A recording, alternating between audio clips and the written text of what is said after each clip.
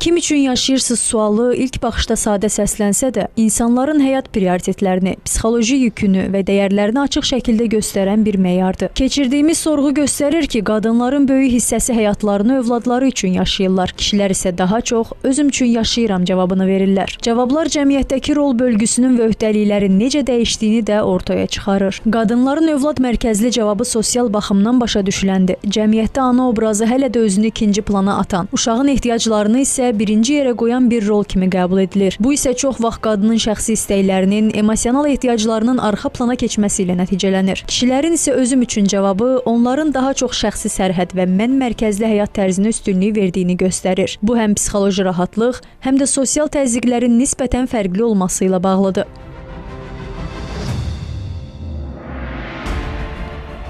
Psixoloq Qətibə Abdullayevanın fikrincə, insanın yalnız övladı, ailəsi və ya başqaları üçün yaşaması, özünü tamamilə ikinci plana atması uzunmüddətli dövrdə tükənmişliyə, özünü itirməyə və emosional yüklənməyə səbəb ola bilər. Sorğunu təhlil edən mütəxəssis bildirir ki, ən sağlam yanaşma insanın ilk növbədə öz həyatını, öz rifahını düşünməsidir. Çünki özünü yaxşı hiss etməyən birinin başqalarına fayda verməsi də çətinləşir. Uşaq vaxtından özümüzə yönləndirilən və yeridilən bir fikirlərdir ki, avtomatik olaraq bizim beynimizdə qalıbdır və biz düşünmüşük ki, hər dəfə anamız deyib ki, sizə görə bunu elədim, sizə görə nə bilim geyinmədim, yemədim, içmədim, sizin üçün elədim. Biz bunları zamanında eləmədik, niyə elədin desək, onları bilirik ki, üzmüş olarıq da.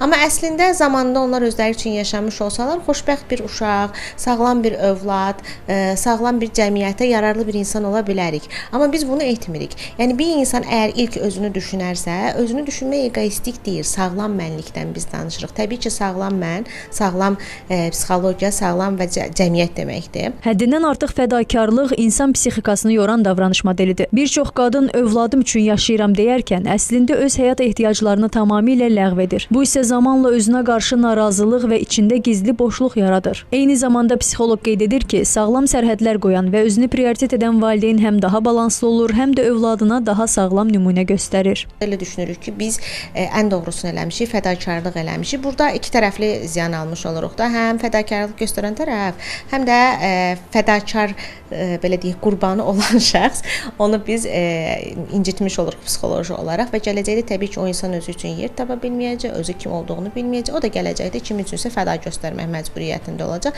və yaxud da tam əksinə iplərini buraxıb, heç kimə fəda eləmək istəmirəm, mən belə yaşamaq istəmirəm, onda da daha egoist ola bilər, daha çəkingən ola bilər, sosiallaşmaq istəməz, ünsiyyət problemi ola bilər, yəni problem üstünə problem gətirə bilərik. Nəticə etibarilə kim üçün yaşayırsınız sadəcə bir sual deyil, eyni zamanda insanların özlərini necə gördüyünün, həyat yükünü necə daşıdığının və psixoloji vəziyyətinin güzgüsüdür. Psixoloqlar isə bir daha xatırladır ki, başqalarına yaxşı ola bilmək üçün ilk növbədə özünə yaxşı olmalısan. Ayşən Sərdar qızı, Ramil İbrahimov, Xəbər ertəsi.